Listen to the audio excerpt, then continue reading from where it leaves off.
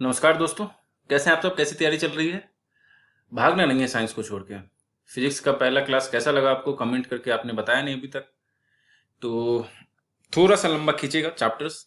होता क्या है कि मैं इसको एक्सप्लेन करना चाहता हूँ कि आपको ना वो चीज़ साथ साथ याद हो जाए। और ऐसा ज़रूरी नहीं है कि बिल्कुल पढ़ने के लिए आपको माहौल बनाइए फिर बैठ के पढ़िए। कभी आइडियल सिचुएशन आता नहीं है। आप खाना बना रहे हैं, लगा करके छोड़ दीजिए जैसे रेडियो चलता है। ठीक है, एक तरफ आपका ये वीडियो चलता रहेगा, दूसरी तरफ आपका खाना बनता रहेगा, साथ साथ आपकी साइंस की पढ़ाई होती रहेगी। सोते रहें, कान में लगा के सो जाएं, रिवाइज होता रहेगा। ठीक है, सोने जब तक आपको नींद आएगी तब तक में आपका ये 20 मिनट का वीडियो, 15 मिनट का वीडियो चल जाएगा। तो चलिए, हमने लास्ट वीडियो में देखा था कि प्रेशर का यूनिट क्या होता है। ठीक है, तो वो होता है पास्कल। एक पास्कल बराबर कितना होता है, याद आया आपको? 1 न्यूटन मीटर स्क्वायर। नहीं देखा है आपने वो वीडियो, मैं इसमें आई लिंक में दे दूंगा ऊपर, इसको देख लीजिए। डिस्क्रिप्शन में भी लिंक दे दूंगा, लेकिन स्किप नहीं करना है किसी भी क्लास को। ठीक है, लगे रहें। देखते हैं नेक्स्ट क्वेश्चन। प्रेशर का देख लिया था हमने, क्या होता था? Pascal, pascal is equal to 1 pascal is equal to 1 newton metre square is equal to 1 kg metre per second square. Atmospheric pressure का क्या होता था? बार होता था। एक बार बराबर होता है 10⁵ पास्कल, और इसी एक बार के बराबर में आता था हमारा 1 kg पर सेंटीमीटर स्क्वायर, जो इसका नेक्स्ट क्वेश्चन है। ठीक है, तो आज का जो वीडियो अब यहां से स्टार्ट करते हैं, इसके आगे से। ठीक है, नेक्स्ट क्वेश्चन क्या है हमारा? देखिए क्या है नेक्स्ट क्वेश्चन। नेक्स्ट क्वेश्चन है कि 1 barrel of oil is equal to which of the following. अब आप सुनते रहते हैं समाचार में, तो मैंने आपको इससे पहले वाली वीडियो में बताया था कि आप आसपास जो भी चीजें देखते हैं, न्यूज में जो भी चीजें पढ़ते हैं, उसको आप लिंक करने की कोशिश करिए, याद रहेगा चीज सब। तो 1 बैरल बोलते हैं ना कि तेल का दाम बढ़ गया, पेट्रोल का दाम बढ़ गया, कच्चा तेल का दाम बढ़ गया है। कैसे बढ़ता है? तो इतना रुपये प्रति बैरल। तो बैरल होता क्या है? तो एक बैरल में कितना होता है? तो उसको याद करना है आपको। एक बैरल में होता है आपका 159 ठीक है, तो 1 barrel is equal to approximately 159 litre, और एग्जैक्ट जो होता है 158.9873 लीटर। हमको क्या याद रखना है? 159 लीटर। ठीक है, ओके, नेक्स्ट चलते हैं क्वेश्चन। नेक्स्ट क्वेश्चन आपका, the smallest unit of length. Smallest unit of length क्या होता है? तो स्मॉलेस्ट यूनिट ऑफ लेंथ जो होता है वो आपका होता है फर्मी मीटर। हमने इससे पहले आपको याद कराया था क्या? 1 kg equal to 10⁻3, 1 mega is equal to 10⁻6, 1 milli is equal to 10⁻3। ऐसे ही आपको याद रखना है कि 1 माइक्रोन, तो 1 micron is equal to 10⁻6। 1 nano is equal to बताया था हमने आपको 10⁻9। 1 angstrom is equal to 10⁻10। 1 fermi metre जो होता है ये स्मॉलेस्ट यूनिट ऑफ लेंथ होता है, और इसके बराबर होता है 10⁻15 मीटर। ठीक है, अगर मैं ज्यादा फास्ट हो रहा हूं तो आप बता दीजिए डिस्क्रिप्शन में, अगली वीडियो से मैं उसको थोड़ा स्लो कर दूंगा। अगर ज्यादा स्लो हूं तो बता दीजिए, मैं उसको थोड़ा फास्ट कर दूंगा। ठीक है, नेक्स्ट क्वेश्चन देखते हैं हम लोग। नेक्स्ट क्वेश्चन है आपका 1 नैनोमीटर। अभी फिर से देखिए, एक ही चीज कितनी बार रिवाइज हो रहा है, याद हो जाना चाहिए आपको इसको देख करके। ठीक है, 1 नैनोमीटर मैंने क्या बताया था? नैनो इज इक्वल टू 10⁻9, और नैनो के बाद अगर मीटर लगाए तो मीटर लगा दीजिए, के ग्राम लगाए तो ग्राम लगा दीजिए, जो भी लगाए। तो 1 नैनोग्राम बोले तो कितना होगा? 10⁻9 ग्राम। 1 नैनोमीटर लिखा है सामने, तो 10⁻9, 10⁻9 मीटर। ठीक है, पहला। ओके, नेक्स्ट क्वेश्चन देखते हैं हम लोग। नेक्स्ट क्वेश्चन है आपका मैच लिस्ट 1 एंड लिस्ट 2। ठीक है, तो अब देखिए ये क्या है आपका? बाइट। बाइट में किसको मापते हैं हम लोग? बाइट कंप्यूटर में जो हम लोग कुछ लिखते हैं, डेटा जो इनपुट डालते हैं, तो वो होता है बाइट। बाइट में हम लोग उसको कैलकुलेट करते हैं। तो एक बाइट बराबर होता है 8 बिट होता है, उसको आप याद रख लें। ठीक है, यहाँ पे सिंपल उतना याद, मतलब डायरेक्ट हम इसको कंप्यूटर से मैच कर देंगे। ठीक है, बार तो मैंने पहले ही बताया था आपको क्या होता है, प्रेशर का होता है। ठीक है, और रीचर क्या होता है आपका? वो होता है अर्थक्वेक का। आपने सुना है ना कि अर्थक्वेक कितना स्केल पे आया था, तो रीचर स्केल बोलते हैं उसको। तो इंटेंसिटी ऑफ अर्थक्वेक रीचर में मापते हैं हम लोग। और कॉसेक, कॉसेक क्या होता है? अब एक ही ऑप्शन बचाइए तो वही होगा, क्या होगा? Rate of flow. ठीक है, देख लिया हमने, इसको तो देख लिया था। कॉसेक क्या होता है? फ्लो का होता है। और रीचर क्या होता है? इंटेंसिटी ऑफ क्या बोलते हैं, अर्थक्वेक। और बार प्रेशर का था। ठीक है, नेक्स्ट क्वेश्चन चलते हैं। What is measured in cosec. अभी जस्ट ऊपर में हमने देखा कॉसेक में क्या मापते हैं हम लोग, तो उसमें मापते हैं हम लोग फ्लो ऑफ लिक्विड या फ्लो रेट। ठीक है, तो वो क्या होता है? फ्लो ऑफ वाटर दिया हुआ है, तो फ्लो ऑफ वाटर यहाँ पे हो जाएगा। ठीक है, नेक्स्ट क्वेश्चन हम लोग आते हैं। नेक्स्ट क्वेश्चन है आपका, विच of the following is the unit of measure of thickness of ozone layer of the atmosphere. ठीक है, ये क्वेश्चन आपको बिल्कुल याद रखना है, डॉप्सन। क्या होता है? डॉप्सन। इसमें कुछ समझने वाली बात नहीं है, सीधा रटने का। क्या रटना है? तो ओजोन लेयर जो होता है, ओजोन मतलब O3, जिसमें ओजोन होल के बारे में आपने सुना होगा, नहीं सुना होगा तो उसको हम लोग इन्वायरमेंट में पढ़ लेंगे साथ साथ। अभी हम लोग ओजोन लेयर का जो थिकनेस है जिसमें होल की बात करते हैं, उसको किस में मापा जाता है? तो उसको मापा जाता है डॉप्सन यूनिट में। उसको डॉप्सन आपको याद रखना है बस। नेक्स्ट क्वेश्चन हम लोग देखते हैं, Dobson unit is used for measurement of, किसके मेजरमेंट के लिए?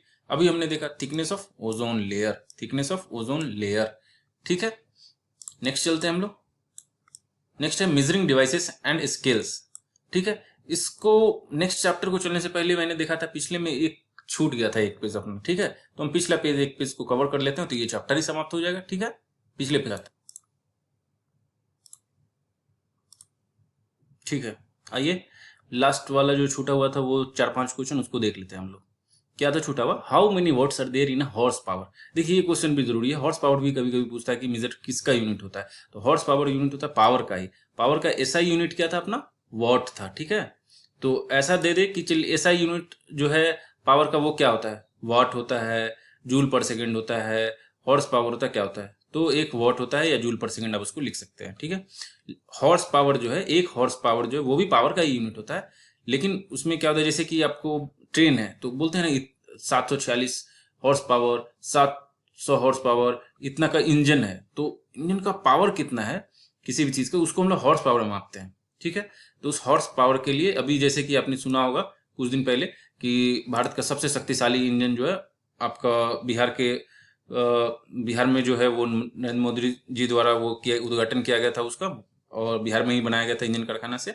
आप मुझे डिस्क्रिप्शन में बताएंगे कौन सा वो कारखाना था, रेल कारखाना, जहां से उसको बनाया गया था। ठीक है, अभी तक के लिए चलते हैं। हॉर्स पावर जो है वो भी पावर का ही यूनिट है, और एक हॉर्स पावर बराबर होता है 746 वाट। एक हॉर्स पावर बराबर कितना होता है? 746, 746 वाट। ठीक है, नेक्स्ट क्वेश्चन पे आते हैं हम लोग। मैच, ऐसा ऐसा क्वेश्चन ना मैचिंग वाला जो है उसको आप लोग एकदम खोजते रहिए, उससे क्या होता है कि एक क्वेश्चन में आपको 3-4 क्वेश्चन का आंसर मिल जाता है। ठीक है, तो वैसे क्वेश्चन पे ज्यादा ध्यान देना है। ये आईएएस में भी पूछा हुआ क्वेश्चन है, यूपीपीसीएस में भी पूछा हुआ है।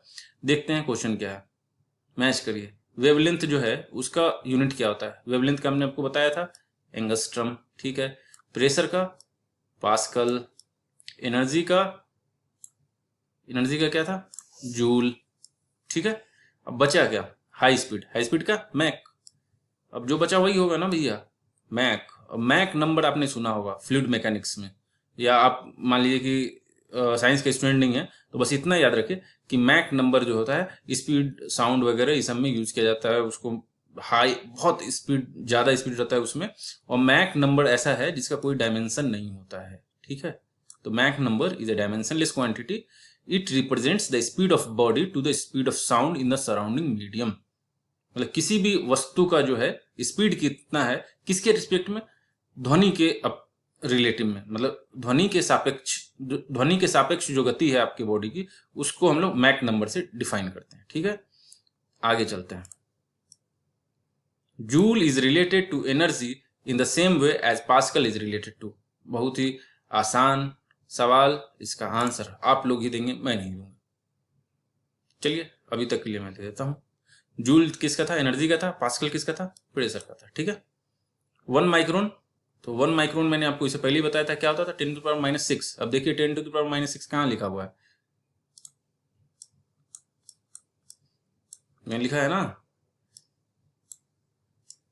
1/10⁻⁻1/1000 मिलीमीटर। ठीक है, तो 1/1000 को हम लोग 10⁻⁻3 लिख सकते हैं। अब 1/मिलीमीटर को अगर हम लोग मीटर में चेंज करें तो फिर से 10⁻⁻3, तो कुल दोनों मिला के हो जाएगा 10⁻⁻6। तो आंसर क्या होगा? सी, 1/, उसी को यहाँ पे देखिए एक्सप्लेन भी किया हुआ है। 1 micron is equal to 10⁻�6 metre.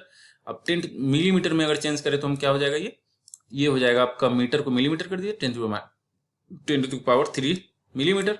अब इस दोनों को गुना करने के बाद क्या हो जाएगा? 10⁻³ मिलीमीटर। उसी को अगर कन्वर्ट कर दें फ्रैक्शन में तो हो जाएगा 1/10⁻³ millimetre is equal to 1/1000 millimetre. ठीक है भैया, आगे चलते हैं। अगला क्वेश्चन है 1 micron represents the length of. अभी हमने बताया आपको किसको? तो 10⁻⁻6 को। अब चूंकि 10⁻⁻6 मीटर होता है, इस सेंटीमीटर में सारा आंसर दिया हुआ है, तो उसको सेंटीमीटर में चेंज कर ले, जैसे ऊपर में हमने मिलीमीटर में चेंज किया था, तो ये हो जाएगा 10⁻⁴ सेंटीमीटर। नेक्स्ट क्वेश्चन चलते हैं। करेक्टली मैच खोजना है आपको क्वेश्चन, सॉरी ऑप्शन। देखिए इसमें आपको क्या क्या पता है पहले उसका लगाइए, ये तरीका होता है आपको मैचिंग करने का। पता किसका किसका है आपको? हॉर्स पावर का हमने बताया था, क्या होता था वो? पावर का यूनिट था, ठीक है। नॉटिकल माइल्स किसका यूनिट था? नेवल डिस्टेंस का, नेविगेशन का, ठीक है। सेल्सियस किसका है? ये तो सबको पता है सेल्सियस किसका है, हीट का। अब अगर आपको डेसिबल के बारे में नहीं भी पता होता तो भी आप लिख देते कि unit of sound of intensity, sorry ये जो सेल्सियस है ना, ये हीट नहीं आपका, ये टेम्परेचर का होता है। मैं थोड़ा गलत हो गया, ठीक है। हीट नहीं टेम्परेचर का होता है, ठीक है। हीट को किस में मापते थे हम लोग? कैलोरी में या जूल में मापते थे, ठीक है। तो ये वाला जो है, ये डी जो है ऑप्शन, ये गलत है, ठीक है। तो आगे चलते हैं हम लोग। विच of the following is not the unit of heat? Heat का क्या क्या था हमने बताया था आपको? जूल और ये कैलोरी, ठीक है। अब उसी को किलो जूल बोल सकते हैं, किलो कैलोरी में डाल सकते हैं। तो लास्ट में कौन सा ऑप्शन बचता है जो इसका नहीं है? वो होता है वॉट, ठीक है। तो इसका आंसर, सही आंसर हो जाएगा डी। डी मतलब what is not the unit of heat, what is the unit of, किसका बताया था वॉट का हमने आपको? वॉट पावर का बताया था ना। ठीक है। नेक्स्ट क्वेश्चन चलते हैं हम लोग। चलिए पहला चैप्टर खत्म हो गया है, सेकेंड चैप्टर पे आते हैं हम लोग, ठीक है। सेकेंड चैप्टर का पहला क्वेश्चन है आपका कि जो ओशियन में which instrument is use to locate submerged objects in ocean. मतलब आप ऐसे मान लीजिए कि गहराई, समुद्र की गहराई को हम लोग किससे मापते हैं? तो मापने वाला यंत्र क्या होता है? वो होता है सोनार, ठीक है। सोनार के बारे में आपने सुना भी होगा, इसका कभी कभी फुल फॉर्म भी पूछता है, तो ये भी आप कहीं लिख ले शॉर्ट नोट्स में, या एक दो बार सुनेंगे तो याद आ जाएगा, ठीक है। Sonar sound navigation and ranging, sound navigation and ranging कैसे काम करता है ये? तो जैसे आप ये मान लीजिए कि ये सी बेड है, मतलब समुद्र का तल है, तो यहाँ पे जैसे कोई ऊपर में, पानी के ऊपर में कोई जहाज है, ठीक है। अब इस जहाज से क्या होता है, एक ध्वनि भेजा जाता है यहाँ पे। अब ये ध्वनि यहाँ से रिफ्लेक्ट करके फिर वापस आएगा, ठीक है। तो अब ये वापस आया यहाँ से। अब इस ध्वनि का हमको गति पता है पानी में कितना होता है, तो अब इसको जाने में और आने में कितना समय लगा ये हमको पता चल गया जब ऊपर आया।